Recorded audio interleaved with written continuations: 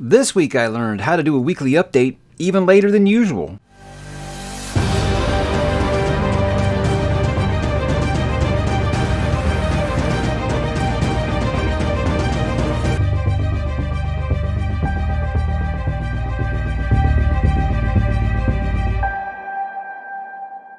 Hey, what's up, bookworms? Mike back with another weekly update as we're about the midway point of the month of March here. Yes, I know that this weekly update's a little later than usual. I don't think I've ever done one on a Sunday, but I had live streams on Friday and Saturday and said, hey, you know what? I don't have much of a voice left. I'm going to go ahead and save this for Sunday. So here we are, Sunday morning edition. Hope you guys are having a great day. Let's go ahead and kick things off, guys, talking about what am I reading. I did finish a couple of foolish books this month, or this week rather. I finished A Fool's Hope by Mr. Mike Shackle, book number 2 in The Last War, guys, and I'm just going to go ahead and say that if Mike Shackle isn't careful, this is going to become one of my favorite trilogies ever, because somehow this book was even better than the first one, which got my book of the month for February. I love this. It took everything I liked about the first book, gave these characters some serious growth and arcs, and it had one little twist that I don't see how it wouldn't land, but you know, twists never land with everybody, but it landed with me really, really well. I loved it. It did something that I was like, okay, I wonder where he's going to go with this next. And then this happens, and it's like, wow, this just gave this a whole new layer. And it gave a specific character amazing, amazing growth that I did not think we would get in this trilogy. So I am very, very happy with this series, 2 books in. It doesn't matter that this thing was a chunker. I just flew through it. Again, I don't know why, unless Mike just does not really, I mean, if he shits the bed, I guess you would say, in book 3, I have no idea why this series isn't more talked about around my grimdark friends. Besides Brothers Gwyn and besides Petrick, I haven't heard anyone really talking about this series, but this is just spectacular, guys. I'm having a great time with it. Cannot wait to do book number 3 next month. I'm very, very excited. It's even bigger. It's like almost an 800-page book, but there's so many things now as we head towards the aforementioned Last War. Now that everything has been set up, I'm so excited to get there and see what happens. But man, again, the guy is just so character focused, and he's giving us so much growth on these characters. And there's even this thing where, like, you know, Tinstra, which was in the first book, and then a new character in this one, Mattion, they kind of have like opposite trajectories, but it's done in such an amazing way that it just lands. That's all I can really say about the book. Everything landed for me. There was a very, very sad moment for me in the book, as any grimdark book's going to get for you, I think. But it was so well earned. It was so well written. I'm excited to continue with that series.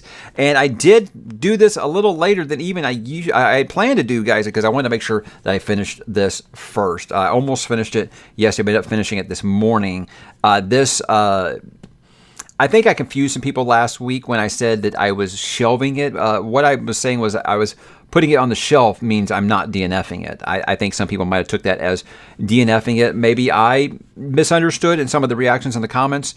I had some people saying, you know, hey, you quit Malazan, you quit the Codex Alera, now you're quitting Realm. I never said I was quitting this. Also, this isn't a channel read along. Look, I fessed up to the Malazan thing. Was like, look, no one else is there. There was like 3 people on my Discord that finished that started it.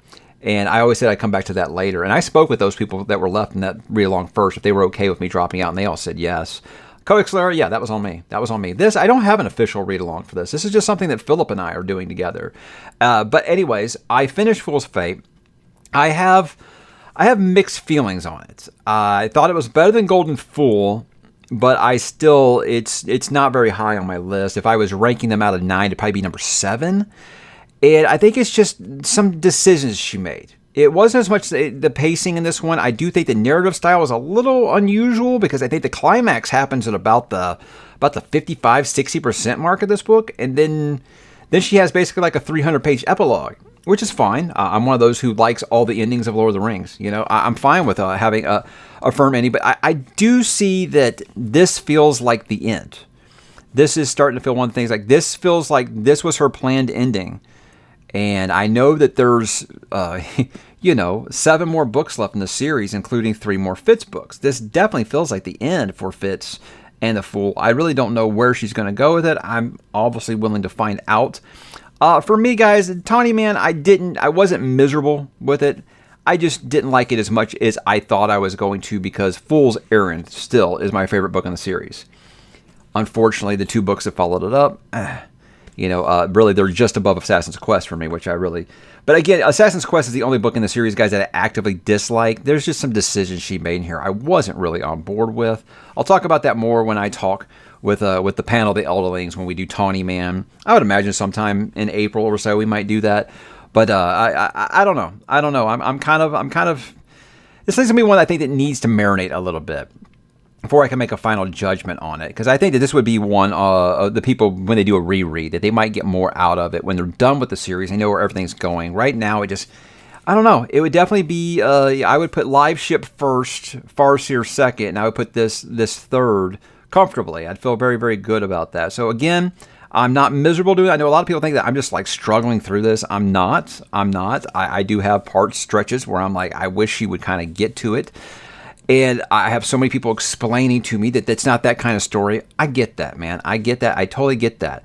I don't think saying that I'm struggling with bits of it when it gets very, very mundane and we're just drinking tea and walking through the snow and we're caretaking. I don't feel like that's a detriment to the series. I mean, even Tolkien has parts of Lord of the Rings where I'm like, yeah, I wish you would kind of pick it up. So with me, criticism like that is just constructive criticism. It's definitely nothing out of hate, guys. If I wasn't enjoying this, I would leave.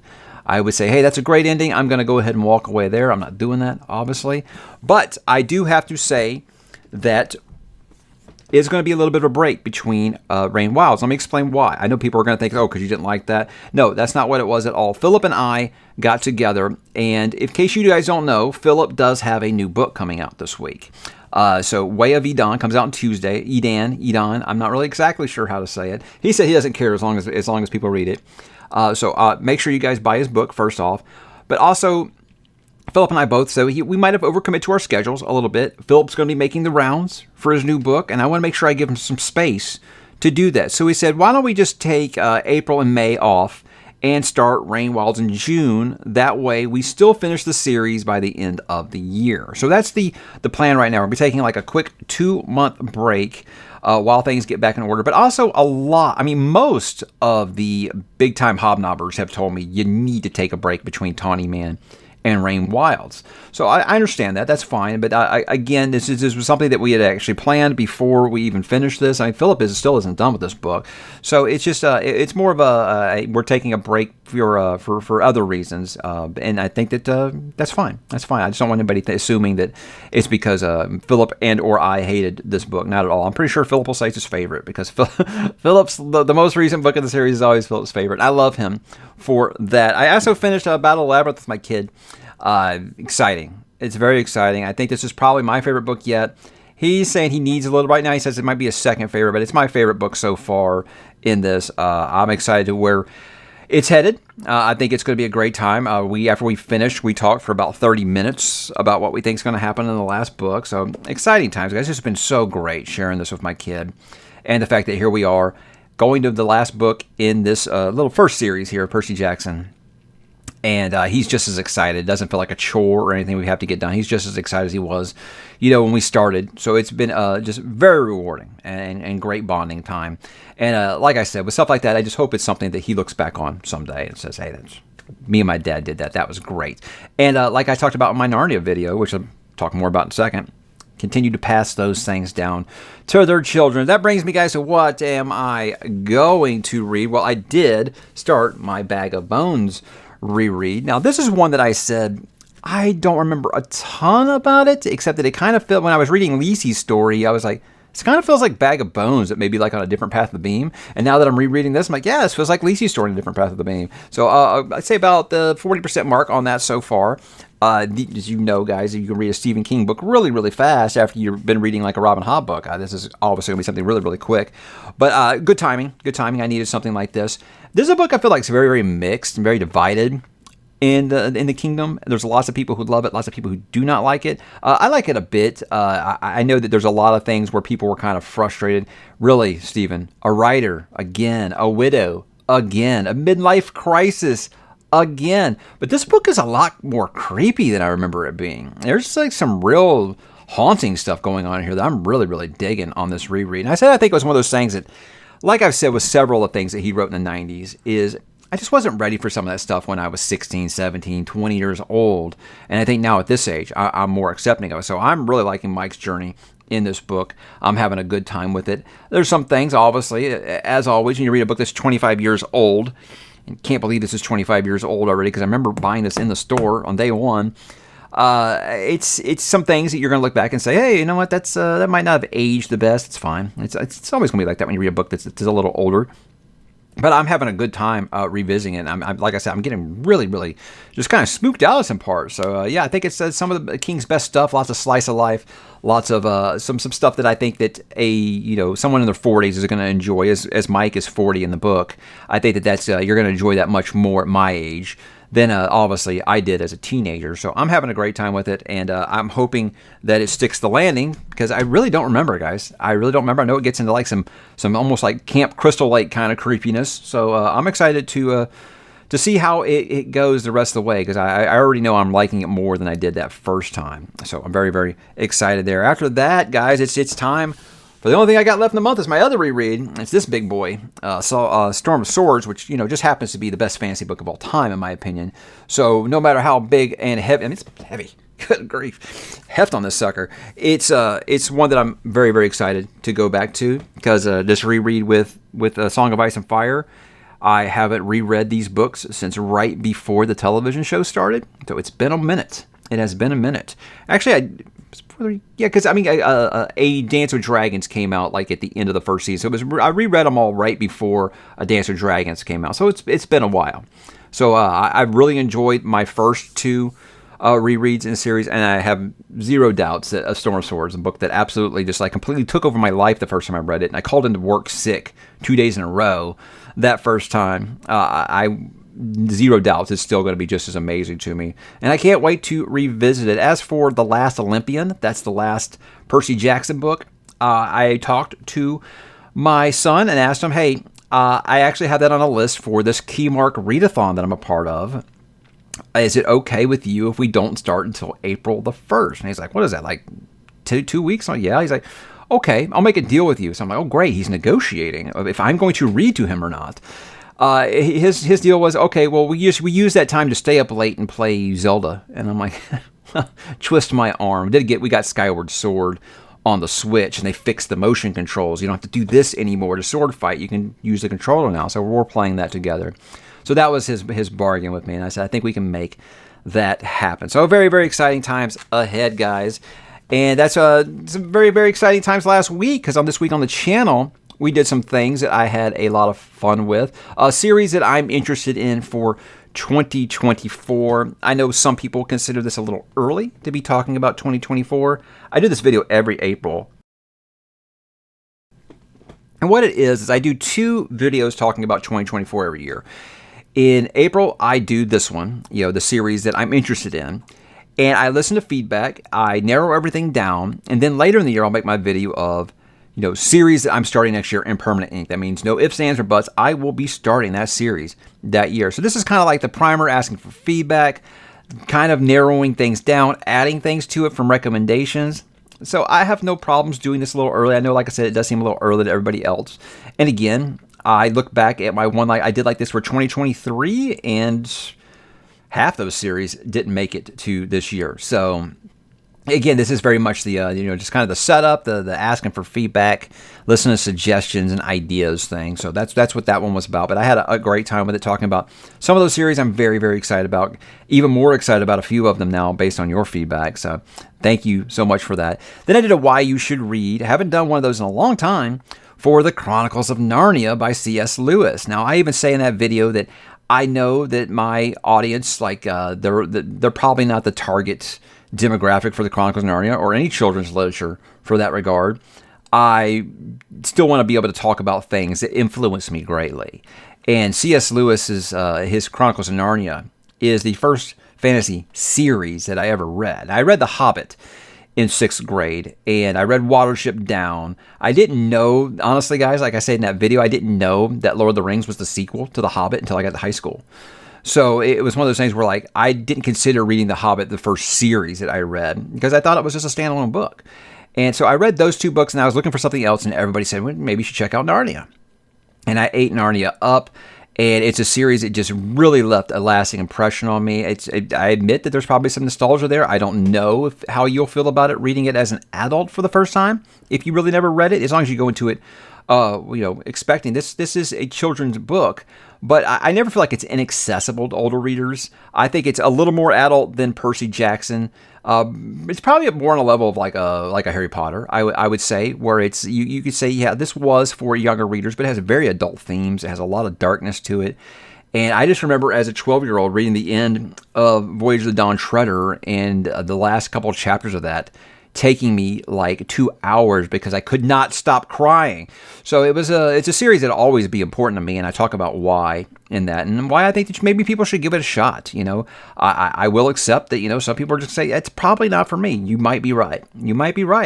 But I definitely think it is one of the foundations of the fantasy genre, and it was very much the Harry Potter of its age, and that's why it's persevered for so long. And I wanted to talk about it, and hopefully some people did actually listen to me. Then we did a couple of live streams, like I said. Panel of the Elderlings, that was our spoiler talk for the Live Ship Traders trilogy by Robin Hobb. Had some interesting things in that. It had the usual crew as always, and then Madison had to bounce because of a family emergency. And so Queen Derry, she actually joined us, and then Madison came back. So we had a full house, but it was a great time. I really enjoyed talking about it because that trilogy, like I said, that's been my favorite of the Realm of the Elderlings so far. And we talked for 2 hours, and even saying that video, we talked for 2 hours, and the series is so stacked, we still didn't get to everything that we wanted to talk about. So we appreciate anyone who stuck around with us and listened to that. I know not everybody's read the series, so you're not going to be interested maybe in listening to a spoiler talk, but I definitely think that's the best way to talk about everything in those series, because there's so much stuff in there that you can miss, and there's stuff that Derry was explaining that I would have never figured out on my own. So I love it. Thank you, Derry, for jumping on there with us like that in such a late notice. And it was just a fun time. It's just a great time talking with people about this series, and it's such a wonderful trilogy. I hope you guys have read it, and I still don't understand why people skip it. I have no idea why people will finish Assassin's Quest and be like, you know what? No, I'm going to go into Fool's Errand, because Live Ship Traders is amazing. You guys should read it. Hell, if you even just want to read just Live Ship Traders, I encourage it. I mean, I don't think you should, but I would encourage, if you want to read just that, absolutely go for it, because I want more people to read it. And then Saturday Night Nights, that was very exciting because it was an early edition. When I made that name, it was just because it sounded catchy. Guys, it's part of marketing. Just make something that's catchy. But the thing was, I realized, I'm never going to be able to have anybody that's not in the States on because the time zone thing. So I had talked with several creators that were all across the pond from me. I said, I want to kind of make this happen. So how about 8 a.m. my time in the morning? So I think that was, like lunchtime for Issa and Library of a Viking, and I think it was about dinner time for Petrick. But having those three join me was just a wild experience. Doing that on a Saturday morning was a lot of fun. So I'm just so thankful they agreed to come on. We were able to make this the logistics of this work out. And it was a fun conversation. We talked about all kinds of stuff. And I hope you guys are subscribed to all three of them, because they're just very positive booktubers. And I think that we need more positive booktubers out there. And I think that Issa, if I'm like feeling low energy, I watch her channel, and all of a sudden I'm super hyped up and I'm ready to go. And Petrick always is going to grow my TBR. And I look at Vikings videos, and I wish I could edit as good as he could. I just don't feel like I'm ever going to take the time to do anything that flashy. But three wonderful creators and three awesome humans. I'm glad that they were able to join me, and we talked for 2 hours, and it was a ton of fun. How about some next week plan, guys? I have a couple of plans. I got that video I did like a couple weeks ago, or about a month ago actually, of the five fantasy series I'm interested in starting after I finish Realm of the Elderlings. These are longer series, or series that are still in progress. And I said I wanted to finish. I don't like to start long series while I'm in the middle of a long series. So it's just like I did with that sci-fi one. Well, I finally went through and I tallied all of those votes. Now, there was like 380 something comments and 271 actual, I don't want to say votes, because it wasn't actually a vote as much as it was a submission. I asked people, which one do you want me to pick? And they would leave their comment. And I kind of go through and compile all that. So it's not a scientific poll. People can vote twice. Half of them were just people telling me I was pronouncing an author's name wrong, so I count that as a vote. So it was very close, guys. That sci-fi one was a runaway. but this one was super close. Like the main three came down to the wire, and it was a literal photo finish. It came down, guys, to 1 vote. It was amazing. It's amazing. So thank you to everyone who contributed to that. I'm going to give those results probably tomorrow in just a quick little video. And I'll also be reviewing Morning Star as we continue the Red Rising re-reviews on the channel here. I don't know. I haven't actually gotten with Howler Pod yet about when we're going to do our spoiler talk, but I imagine it would be the week after. And then I am going to have another live stream, another spoiler talk next week, guys. Throne Zone has been out of commission since House of the Dragon ended, and I miss my Song of Ice and Fire brethren, Madison and Scott the Ball booktuber. So we're going to get together, guys, and we're going to talk about one of the books. Since I have been reviewing the Song of Ice and Fire books, I'm going to get with Madison and Scott, and we're going to talk spoilers for the first book in the series, A Game of Thrones. So I'm excited to do it because I can always, just turn on the camera and say, let's talk about Song of Ice and Fire. Let's do it. I can do that. We shall do it. It's going to be a lot of fun. I miss those two, getting to talk with them. Obviously, I just talked with them last night, or 2 nights ago, with the Live Ship Traders discussion, but we haven't talked about Song of Ice and Fire since House of the Dragon ended, and we've never actually just talked about the books on the channel before, so I'm excited to do that because after a lot of the feedback we got while we were doing that was like, you guys are really good at this, you guys should maybe think about doing a podcast of like a rewatch of the show or something. I said, how about we do the books? I think that we all have time to talk about the books, especially because we were all rereading them again. So I think it's good timing. So we'll do that, and we'll do one a little later on for Clash of Kings, and then probably eventually Storm of Swords once I do finish that, because I think those two are already done with the reread of Storm of Swords. But A Game of Thrones, we're probably doing that Tuesday night if you guys want to join us. But that's really all I've got planned for this week, guys. TV stuff before I go, really don't have a lot. I think Mando's lost its way. My kids got so bored at episode 3, they basically looked like they were being held hostage. And I told them, guys, we don't have to finish this if you don't want to. And they bolted up the stairs, no questions asked. So I feel like Mando might have lost its way a little bit. Everything Everywhere All at Once crushed it at the Oscars. Good for them. I don't really put much credence in the Oscars anymore. I give as much. They align with my taste usually about as much as the Hugos do these days. So I don't really pay a lot of attention. But I will say it is nice that they gave, a movie like that was just really ambitious and really original and went for it and gave it a ton of recognition. Instead of just giving it to whatever movie Meryl Streep was in this year. It seems to be what they always do. But I will say I haven't watched The Whale yet, and I love Brendan Fraser, don't get me wrong, but I think that Austin Butler was robbed for Best Actor just because think about how intimidating a role it is to play Elvis freaking Presley, and that guy crushed it. But at least he got nominated, so I'm very, very happy. I'll reassess that one after I see The Whale. We do want to see The Whale and see Brendan Fraser was, quite deserving of that Oscar. So good for him. The only other thing I got to talk about is Shadow and Bone Season 2. I've watched some of it. Very, very happy with it, guys. Again, like I said, I knew with the showrunner that they had that show was going to turn out to be better than the books. And I am just continue to be amazed watching that show that at a fraction of the budget and much lesser source material, it's a better show than Wheel of Time is. So it's amazing when you get a competent showrunner who wants to stay true to the source material, but maybe also make it digestible for, television watchers or casuals. I think that it's just an easy to do method when you aren't trying to make it your own. So there we go, guys.